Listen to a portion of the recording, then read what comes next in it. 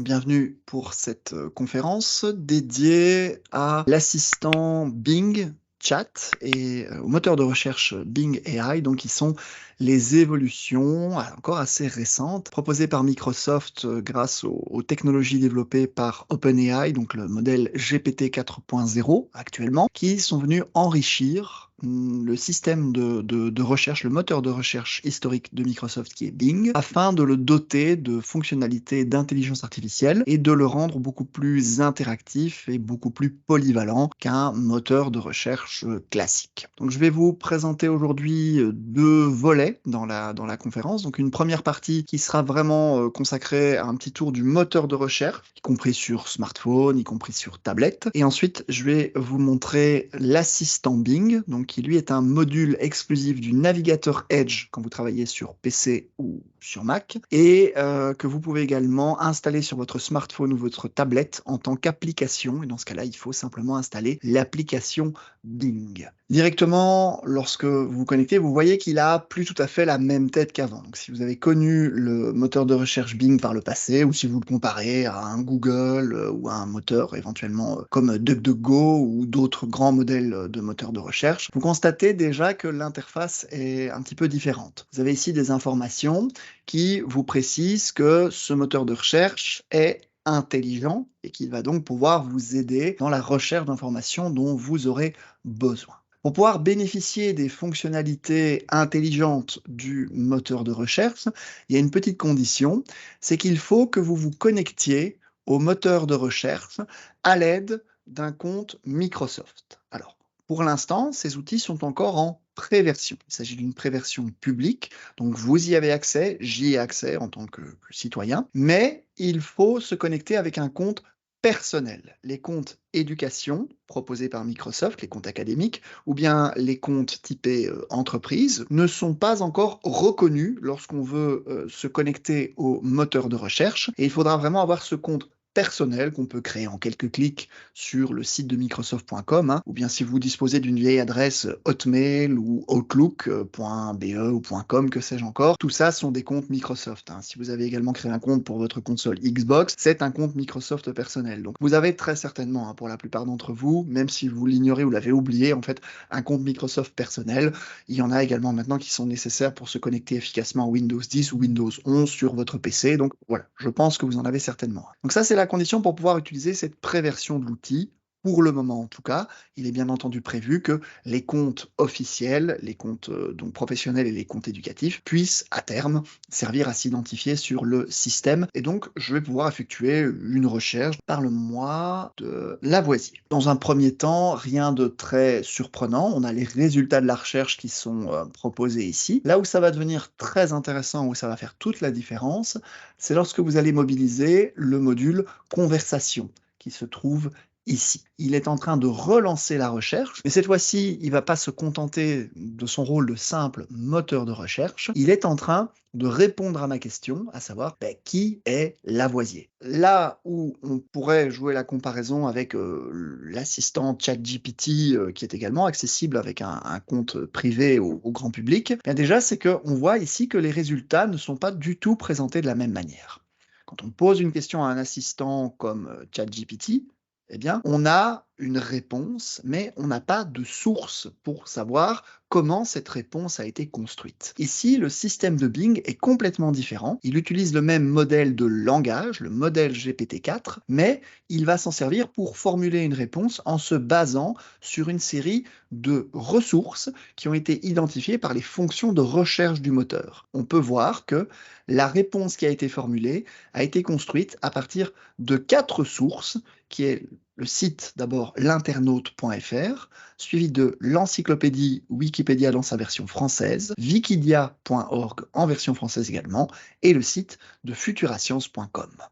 Et là où c'est vraiment donc très intéressant, c'est qu'on va évidemment pouvoir cliquer sur ces sources et pouvoir consulter en détail les articles, le ou les articles, il y en a toujours un minimum de 2 pour pouvoir formuler une réponse dans Bing, qui ont été utilisés et on va pouvoir évidemment critiquer ces sources, les analyser, pouvoir prendre un peu de recul. Donc on est vraiment dans une manière complètement différente d'effectuer de la recherche sur Internet. En plus de ça, vous voyez que vous avez la possibilité de contribuer à l'entraînement du modèle du moteur de recherche. Au terme de chaque interaction que vous allez avoir avec lui, le système vous propose de voter pour savoir si vous avez apprécié la réponse qu'il a fournie ou si vous ne l'avez pas appréciée. C'est une manière de renforcer positivement ou négativement l'orientation de la construction des résultats afin de veiller à avoir un modèle et un système de recherche qui soit le plus polyvalent et le plus varié possible. Vous avez des possibilités de partage. Donc la fonction partage, que vous allez également pouvoir retrouver ici sur une fonction copier, va permettre de récupérer en fait la réponse du moteur assisté ici Bing sous forme d'un lien pour pouvoir la communiquer à une autre personne.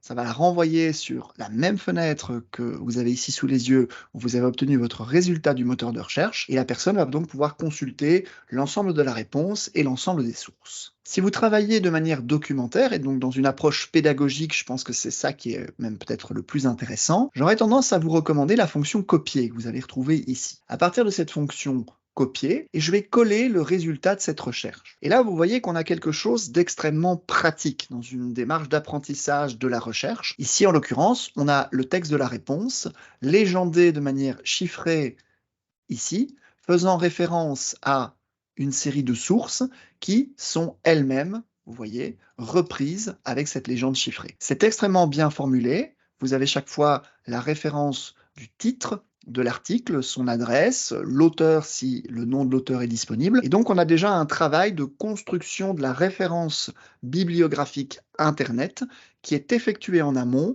lorsqu'on obtient les résultats depuis ce moteur de recherche. Pour aller un petit peu plus loin dans les possibilités, vous remarquez notamment ici en dessous que le moteur ne se contente pas de me donner une réponse, il va également essayer de solliciter ma curiosité. Il va me proposer généralement une, deux, trois, voire parfois un peu plus de propositions d'interaction pour continuer le dialogue par rapport à la thématique. Ici, par exemple, il me suggère de me poser la question, mais quelles sont les découvertes les plus importantes de Lavoisier dans sa vie et dans sa carrière, donc de scientifique et donc plus particulièrement de chimiste. Le moteur n'a pas forcément anticipé le résultat, il a vraiment proposé la question et il va effectuer la recherche en temps réel. Pendant qu'il effectue sa réponse, pendant qu'il la construit, j'en profite pour continuer un petit peu la comparaison avec un ChatGPT notamment, c'est que vous constatez ici qu'il n'y a pas de ralentissement artificiel du système. Donc il n'y a pas de modèle payant sur le système Bing, comme c'est le cas pour ChatGPT, il est à pleine puissance de ses capacités tout le temps. Lorsque vous avez ici la formulation de la réponse, de nouveau, vous voyez ici avec plus de sources encore, cette fois-ci nous avons 6 ressources documentaires qui ont été proposées, nous avons de nouveau la possibilité de développer. Et là, on a vraiment, je pense, une approche pédagogique hyper intéressante avec ce moteur. Puisque ça va pousser nos élèves, si on leur propose, pourquoi pas, des petites sessions avec cet outil, ou si on leur apprend à l'utiliser, s'il s'agit d'élèves, par exemple, plus grands dans l'enseignement secondaire ou supérieur, eh bien, on va pouvoir vraiment voir se construire le déroulé de l'échange et gagner du temps dans pas mal de points au niveau de notre démarche pédagogique. Souvent, c'est à nous, les enseignants, d'avoir ce rôle de piquer la curiosité des élèves, de les pousser à se questionner ou de nous renvoyer de nouvelles questions pour faire avancer notre démarche pédagogique. Ici, on voit que le moteur est extrêmement bien construit à ce niveau-là, puisqu'il va permettre, par exemple, ici, d'embrayer sur le système de la nomenclature chimique qui a été mis au point, notamment par Lavoisier. J'en profite également pour vous montrer quelques informations supplémentaires au niveau de l'interface. On peut constater des indicateurs chiffrés, 1 sur 20, 2 sur 20, ainsi qu'une petite pastille. Le système de chiffres et de pastilles est une barrière, si vous voulez, de sécurité pour empêcher ce qu'on appelle le phénomène d'hallucination. Dans les systèmes d'intelligence artificielle, l'hallucination se produit lorsqu'on sollicite successivement un trop grand nombre de fois une intelligence textuelle, par exemple, sur un sujet donné. À force de vouloir nous proposer des réponses probables et des enchaînements de mots les plus probables possibles, correspondant de plus en plus à l'entonnoir, si vous voulez, cognitif qu'on est en train de construire par rapport à un sujet dans la succession d'échanges, eh bien, il peut arriver que les systèmes conversationnels débrayent et finissent par nous donner des réponses complètement hors propos, hors sujet, ou de partir même sur des réponses qui n'existent pas. On peut constater ici que le système du moteur de recherche avec l'assistant Bing a des barrières très efficaces. On va pouvoir enchaîner 20 interactions sur un sujet donné, maximum, en tout cas pour l'instant, avec le système, parce que c'est une garantie que, en tout cas en dessous de 20 interactions, le système sera protégé contre les hallucinations et va rester bien cadré et bien concentré dans son sujet. La petite pastille va changer de couleur, passer du vert au jaune-orange et puis au rouge au fur et à mesure de l'évolution des nombres pour nous rappeler visuellement qu'on approche peut-être de la fin de notre séquence et que si on veut boucler sur le sujet donné au sein de ce même échange, on ne doit pas tarder à le faire puisqu'au bout de la 20e interaction, le système va se bloquer poliment en nous disant que nous avons épuisé la série pour cet échange et nous serons alors amenés à utiliser un petit coup de balai avec le bouton nouvelle rubrique qui va nettoyer complètement en un clic l'interface d'échange avec le moteur et va nous permettre de relancer une nouvelle séquence. On peut tout à fait, bien entendu, relancer une séquence sur un sujet qu'on a déjà abordé précédemment dans une autre séquence d'échange, mais la mémoire, si vous voulez, de l'outil aura été complètement nettoyée par rapport à ça, et on repartira complètement ici sur une base propre. Vous avez un petit guide ici dans l'entête qui peut également servir d'inspiration dans les travaux de recherche et dans la manière d'aborder ce nouveau système de recherche Internet avec nos élèves. Lorsque je vais nettoyer justement mon échange, vous constatez que j'ai ici une petite boîte d'interaction qui comporte 3 boutons. J'étais, dans mon premier exemple, resté sur le modèle équilibré. Cela signifie que le système du moteur de recherche et de l'assistant IA de Bing va essayer de trouver l'équilibre le plus sain entre une forme de créativité dans la formulation de sa réponse et une pertinence et une fidélité par rapport aux sources. C'est le mode par défaut lorsque vous faites une recherche. Vous pouvez, pour vous, mais également éventuellement pour vos élèves, si vous voulez leur apprendre à l'utiliser, leur expliquer que vous avez également un mode créatif et un mode précis. Et vous voyez qu'il y a des teintes de couleurs au niveau de toute l'interface qui vont s'adapter à la personnalité de ce moteur de recherche et de son assistant afin de toujours pouvoir se souvenir dans quel contexte on est par rapport à l'échange. Le vert va correspondre à des réponses de précision où le mode créatif va être extrêmement bridé et le système va essayer de se coller le plus possible aux éléments de source pour construire sa réponse. Et à l'opposé, le mode créatif, en couleur plutôt bordeaux, va lui, être beaucoup plus débridé au niveau de ses possibilités créatives dans la construction de ses réponses et des textes, mais au risque de parfois se détacher un peu plus de la véracité des sources. Et donc c'est intéressant puisqu'on a ici une jauge avec une interface graphique extrêmement facile à utiliser, extrêmement simple également à expliquer à nos étudiants, nos étudiantes ou nos plus jeunes élèves, afin de permettre d'orienter la recherche. Par exemple, en mode créatif, je pourrais lui demander une lecture pour mes élèves sur une histoire d'ours. On voit déjà qu'il nous répond, hein, je vais créer une lecture. On a cette fenêtre qui va recueillir le texte qui va être proposé par le système du moteur Bing et ses fonctions d'intelligence artificielle. Et voyez donc vraiment l'histoire se construit tranquillement. Vous allez pouvoir récupérer cette lecture, la coller comme je l'ai fait précédemment par exemple dans un document Word, et pourquoi pas la partager aux élèves sous forme d'un devoir dans Teams avec l'outil Progrès en lecture. C'est une possibilité. Ici, vous pouvez lui demander, dans les propositions, de reformuler pour changer la moralité, ou bien d'ajouter peut-être des illustrations. Les fonctions de visualisation d'images sont déjà disponibles, mais j'ai constaté, comme on est toujours dans la préversion de l'outil, je m'y attendais ici un petit peu, qu'il va beaucoup mieux réagir si on lui parle dans sa langue native, qui est l'anglais. Donc par exemple, ici, je vais tenter de lui donner une instruction en anglais. Ici, il est parti sur un mode en français, donc je vais « Let's talk in English ». Ici, je viens de le faire passer en anglais, donc je vais réessayer.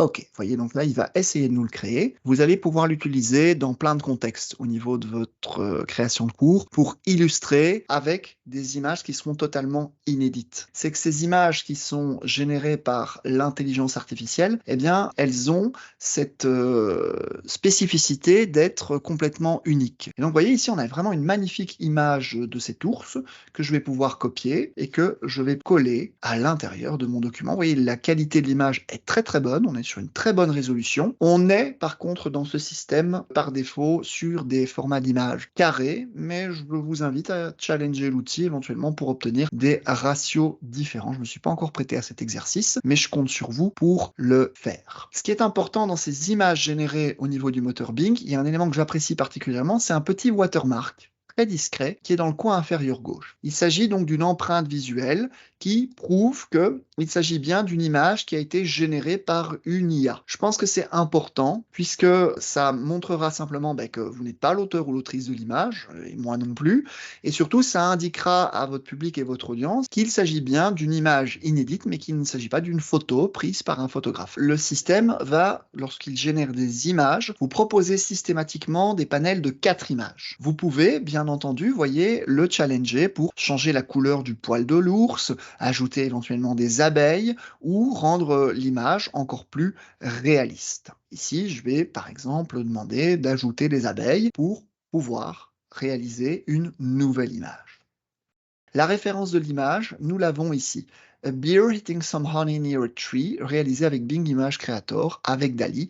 On peut cliquer ici et copier cette référence pour la coller en légende de l'image. Et donc, vous voyez ici, c'est amusant puisqu'il a décidé de changer de style. Le principe du modèle DALL-E qui est utilisé par Bing Image Creator, ça va être en réalité de s'inspirer dans des styles visuels que vous allez également pouvoir lui imposer. Il a pris l'initiative de partir sur un nouveau panel. Et donc on a ce très très beau dessin, cette très belle image d'ours mangeant du miel près d'un arbre avec plusieurs abeilles que je vais de nouveau pouvoir récupérer, référencer et coller dans mes ressources et mes documents. Mais vous pouvez bien entendu, lors de vos injonctions, lors de vos prompts par rapport au moteur, lui demander, pourquoi pas, de refaire ce dessin comme DALL-E. Et donc voilà, donc au niveau des variations et de la création d'images, je vous ai montré un petit peu le potentiel. Je vais maintenant changer un petit peu de registre. Si je demande à mon système, explique-moi le théorème de Pythagore. Je l'ai passé en mode précis, histoire d'avoir une certaine rigueur, et nous allons voir exactement ici ce qu'il va nous proposer. Et à partir de là, il va commencer à nous construire sa réponse. Et ici, dans ce mode, vous voyez, comme je lui ai demandé de me l'expliquer, il va partir sur vraiment un mode explicatif, spécifiquement, pour essayer de me guider. Il me donne une première explication assez sommaire du théorème de Pythagore, mais directement, vous voyez, il me demande si je veux en savoir plus ou, pourquoi pas, me donner un exemple d'application du théorème. Vous voyez, ici, évidemment, il n'a pas la possibilité de me faire le dessin en temps réel, donc il va me l'expliquer avec des mots, mais on peut tout à fait reprendre ces explications pour construire des notes de cours ou expliquer à nos élèves qu'ils vont pouvoir aller lire ces informations, aller les chercher directement pour apprendre à apprendre. Et donc, on est vraiment ici dans de la démarche didactique et dans une approche beaucoup plus métacognitive. L'exemple qui est donné ici est intéressant, il peut m'en donner d'autres, mais je vais lui demander également de me démontrer. Voilà, il existe plusieurs façons de démontrer le théorème de Pythagore. L'une des démonstrations les plus connues est le découpage des placements, et donc il va nous décrire comment fonctionne cette démonstration. Il n'a en effet pas des capacités de dessin, mais il peut disposer des caractères et symboles qu'on utilise dans nos claviers, dans la dactylographie. Il va vraiment travailler à réaliser un explicatif pour nous représenter les rectangles, mais fournir en tout cas une très bonne base explicative. On peut lui demander de nous proposer une autre démonstration. Ici, il était parti donc sur la méthode découpage-déplacement, qui est une méthode beaucoup plus visuelle et beaucoup plus géométrique du théorème. Il va partir sur la démonstration par similarité des triangles, qui est donc une autre méthode, et ainsi de suite. Et donc, on peut vraiment jouer à le challenger sur des explications, des démonstrations et des théorèmes, notamment pour les cours à caractère scientifique ou mathématique, afin d'obtenir finalement toutes les approches possibles et pouvoir s'en nourrir soit dans la construction de nos cours, soit dans les méthodologies d'approche, on peut tout à fait imaginer des situations où vous pourriez proposer à vos élèves de travailler par groupe sur la résolution et la compréhension de ces théorèmes, et pourquoi pas leur apprendre à challenger ce système et de constater les approches de démonstration différentes qui auront pu être établies par les différents groupes. Je vais maintenant consacrer la deuxième partie de la présentation sur la fonction d'assistant intégrée dans Edge. Voici comment ça se présente.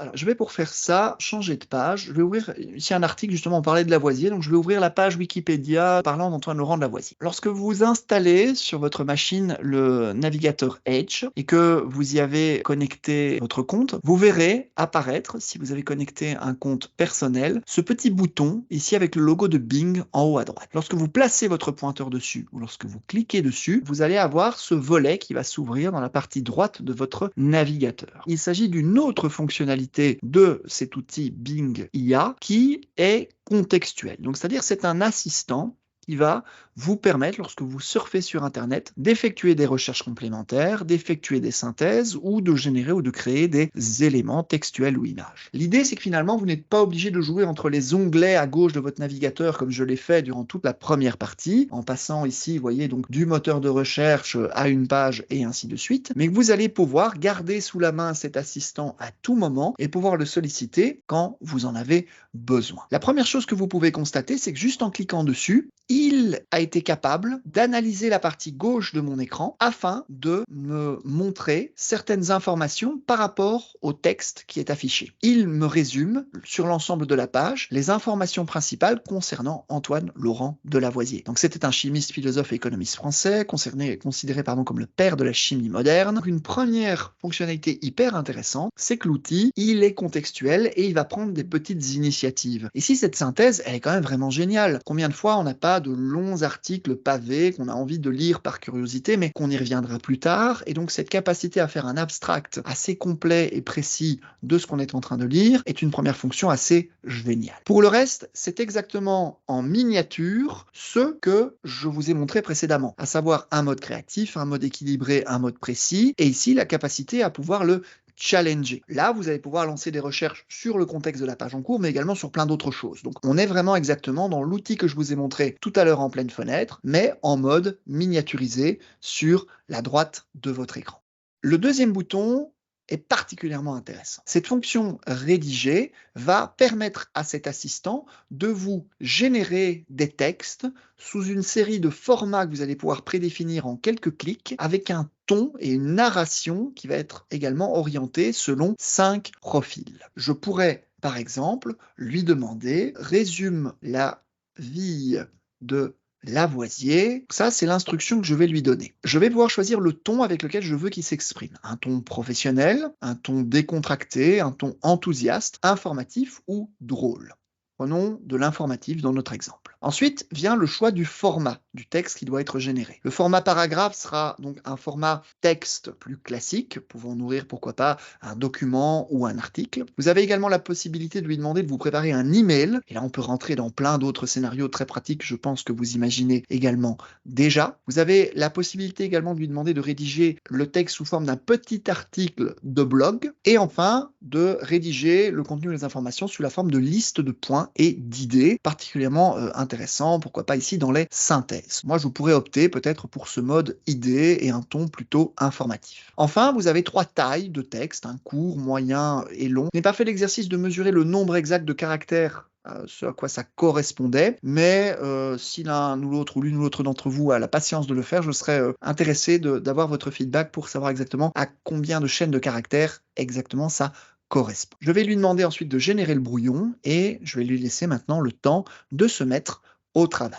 Vous voyez que notre assistant m'a réalisé cette synthèse en quelques points. Vous avez un bouton ici qui permet donc de copier le texte pour aller le coller, notamment ici dans mon document de présentation pour la classe. J'ai également le bouton ici pour lui demander de régénérer une nouvelle version de ce texte si elle ne me convient pas. Quand il est en mode production-écriture, je peux le stopper à tout moment si je vois que ça part dans une direction qui ne me convient pas à l'aide du bouton stop. Et je voulais en profiter également pour vous montrer une petite fonctionnalité assez intéressante. Si vous sélectionnez du texte sur la page, vous pouvez envoyer cette sélection dans le système de recherche. documentaire. Là aussi, c'est un gain de temps assez énorme quand on fait de la recherche documentaire pour apprendre également aux élèves à la faire. Une petite sélection ici, on n'a même pas besoin de copier-coller le texte, il détecte tout de suite et il nous propose d'envoyer ce texte pour nous proposer de l'expliquer, de réviser cette notion, de résumer les informations de ce texte ou de le développer. Donc de nouveau, vous voyez, il prend des initiatives, mais elles sont contextuelles et elles sont dans une démarche que je qualifie de pédagogique, puisque on est vraiment dans de l'explication, de l'apprentissage et de la curiosité. Pourquoi pas également renverser l'outil, lui demander de rédiger un email, récupérer le texte proposé, l'analyser en classe avec les élèves pour apprendre la rédaction type lettre, comme on l'enseignait avant, ou ici maintenant e-lettre ou email, et apprendre comment on construit selon un certain discours, une discussion, un texte, un message. Et il me reste enfin le dernier volet, c'est le volet information. Il va d'abord reprendre les informations qui sont issues de la page où je me trouve. Donc il a repéré que j'étais sur l'article Wikipédia parlant d'Antoine Laurent de Lavoisier. Je pourrais récupérer certaines images d'illustration, le lien vers l'article, les principales informations cliquables venant de l'article. Il me propose une série d'informations de l'encyclopédie Wikipédia qu'il a jugées corrélé à l'article d'Antoine Laurent de Lavoisier, comme par exemple ici d'autres savants dont le nom est inscrit sur la tour Eiffel en plus de celui de Lavoisier. Si je reviens sur la première proposition d'information, en plus des informations de Wikipédia, il me propose des rubriques de pages consacrées à Antoine Laurent de Lavoisier pour pouvoir faire une recherche en un clic, mais également ici d'autres articles, pas forcément sur Wikipédia, traitant du même sujet. Un article est ici, vous voyez, donc un PowerPoint téléchargeable sur le site de SlideSurf, donc ce qui montre que l'outil, même s'il ne le fait pas systématiquement pour tous les sujets, est déjà capable d'aller chercher dans des ressources documentaires et je peux développer évidemment cette liste ici, mais il me propose également d'aller éventuellement faire d'autres recherches. Alors, nous avons ici pourquoi est-ce que Lavoisier a été guillotiné, une présentation PowerPoint de Lavoisier qui sont visiblement les topics les plus recherchés au niveau du moteur Bing et vous avez enfin des informations par rapport au site web qui héberge l'information que vous êtes en train de lire. Ici, ces analyses proviennent donc des informations du moteur Bing. Ici, vous pouvez voir donc que le site a été indexé pour la première fois il y a plus de 10 ans. Les données sont anonymes et agrégées à partir du navigateur Bing et du navigateur Edge. Et vous avez ici le ranking des informations. Donc on est sur le top 100 par rapport donc aux recherches qui sont effectuées sur ce thème dans le monde et sur la Belgique. Vous avez les taux de trafic sur la page et le site de Wikipédia et les flux de trafic qui amènent à cette page ainsi que leurs origines. Vous voyez qu'on est également ici outillé grâce à cet assistant pour apprendre nous-mêmes ou apprendre à nos élèves qu'est-ce que ça implique de chercher de l'information sur le web. Cette information, elle est consultée aussi par d'autres personnes, que ça peut influencer la qualité de référencement ou l'ordre de référencement de ces informations, que ces informations peuvent également varier dans le temps, que les pourcentages de visiteurs qui ont trouvé ce site sont tombés dessus principalement ici à 2% par Ecosia, 1% par des liens YouTube, 1% par des liens Facebook et que généralement les utilisateurs qui consultent Wikipédia vont également consulter YouTube, DeepL ou World Reference. Vous pouvez évidemment voter pour la qualité de ces informations et toujours aider à renforcer le système. On a un outil extrêmement riche avec je trouve un énorme potentiel qui est encore à développer dans les usages scolaires et académiques par rapport à ces nouvelles manières de chercher de l'information sur Internet, en espérant que cette présentation vous a plu et vous a appris peut-être certaines choses. Merci beaucoup.